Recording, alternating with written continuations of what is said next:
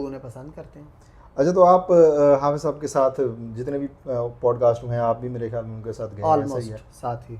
तो अभी फिर हाल फिलहाल में कोई ऐसा बंदा जिसको आपको अप्रोच करने में बड़ी मुश्किल हुई हो, इंडिविजुअल बेस पे करते हैं या हाफिज़ साहब के रेफरेंस से? सीधी बात बताइएगा। मैं खुद, हम्म। अच्छा मैंने आज तक कभी तक किसी को नहीं किया अप्रोच, क्योंकि जो हमारे कोऑर्डिनेटर हैं ऑलरेडी जो भाई के लिए कोऑर्डिनेशन कर रहे थे वही मेरे लिए अब कोऑर्डिनेशन कर रहे हैं। मैंने अभी तक ज़ाती तौर पे, हाँ किसी से ज़ाती ताल्लुक़ है, अभी मैंने सिद्दीक जान को किया है रिकॉर्ड।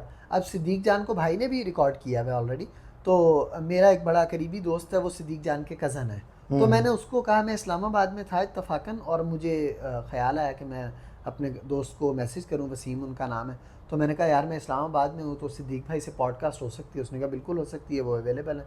उसने मुझे टाइम बना दिया, घर का एड्रेस दे दिया, हम वहाँ पहुँच गए और फ़ौरन रिकॉर्ड हो गई हमारी पॉडकास्ट। तो वो मेरे पास एक क्योंकि डायरेक्ट रेफरेंस था तो मैंने उससे रब्ता कर लिया। और अदरवाइज़ जो कोऑर्डिनेशन है वो सारी सकलैन मूसा खेलवी को मैंने किया, सराइकी सिंगर है, वो मेरे अच्छे दोस्त हैं और काफ़ी पुराना उनसे ताल्लुक़ है, तो उनको ज़ाहिर है मैंने डायरेक्ट अप्रोच करना था। इस तरह से ये डिपेंड करता है।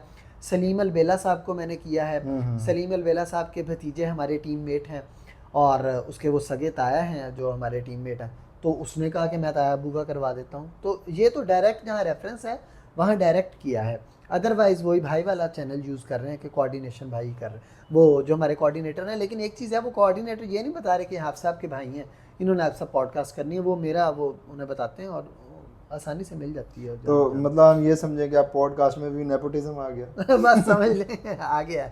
ऐसा ही है ना? ऐसे ही है। मतलब आप देखना एक चेन निकले, माशाल्लाह अब आपके बेटे होंगे तो वो भी पॉडकास्ट बनेंगे। देखें क्या बनते हैं जी। अच्छा हसनैन भाई, मैंने यहाँ साहब से एक सवाल पूछा था, आपसे वही पूछूंगा, कौन सी ऐसी शख्सियत है इस सारे लॉट में जैसे आप बहुत ज़्यादा इन्फ्लुएंस, आप कहते हैं यार इसका तो मिल जाए तो क्या बात है? वैसे आप लोगों की मेरे ख्याल में अप्रोच ऐसी है कि अब ऐसा कोई है नहीं जो हाँ, अब कोई ऐसी विश लिस्ट नहीं रहेगी। भाई की विश लिस्ट में 2 लोग थे, हाँ वो एक उन्होंने मौलाना बताया था, तारिक जमील साहब और एक अताउल्लाह अताउल्लाह खानी हो गया खेलवी उनका। साहब। तो अताउल्लाह भी हो गए हैं, मौलाना 2 दफ़ा हो गए हैं, तो बस।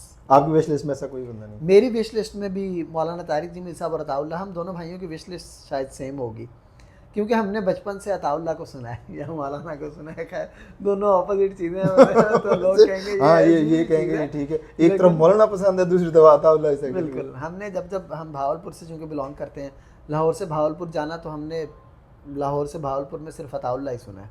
सफ़र में हमने शायद कोई और चीज़ नहीं सुनी कभी।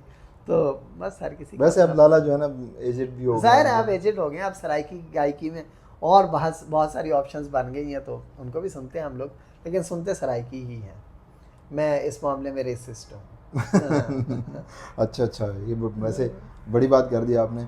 वैसे वो एक देखें अपनी मदर लैंग्वेज के साथ एक आपका जो है ना एक लगाव होता है, लगाव होता है, प्यार होता है। तो मुझे वो अपने वैसे तो अपनी सारी सारी जो है ना वो ज़बान